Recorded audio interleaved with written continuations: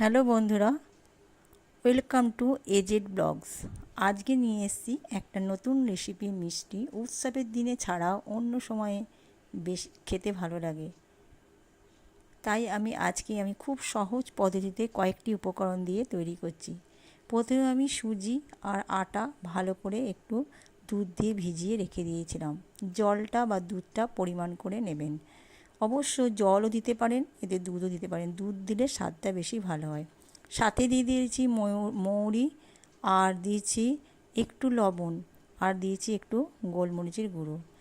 ব্যাটারটা বেশ করে ফাটিয়ে নিতে হবে একদিক দিয়ে, তবে এদিক ওদিক করবেন না। সুন্দরভাবে ব্যাটারটার উপর নির্ভর করবে মালপোয়া। এদিকে আমি তেলটা গরম করতে দিয়েছি, একটা একটা করে ছেড়ে দেখাচ্ছি। মনে করবেন না যে এটা লুচি কিন্তু নেই, অথচ লুচির মতো ফুলছে। দারুণ নরম হয়েছিল। আপনারা একবার ঘরে বানিয়ে দেখবেন, খেতে অবশ্যই ভালো লাগবে, আর তৈরি করতেও পারবেন যারা তৈরি করতে পারে না। আমার একটা তৈরি হয়ে গেল, আরও কয়েকটা করে আপনাদের দেখিয়ে দিচ্ছি। খুব ভালো খেতে লাগবে।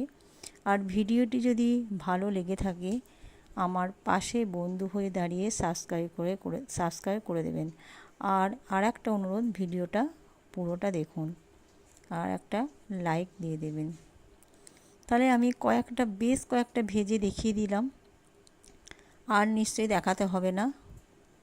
এরপরে আমি এগুলোকে ছেঁকে ছেঁকে তুলে নিচ্ছি। ঠিক আছে, আমি আর একটাই নয় দেখিয়ে দিই। দেখুন কেমন ফোলে।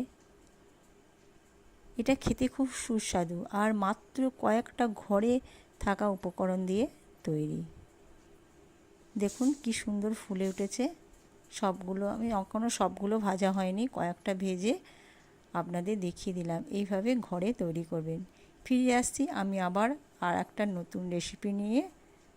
ততক্ষণ তোমরা ভালো থেকো, সুস্থ থেকো।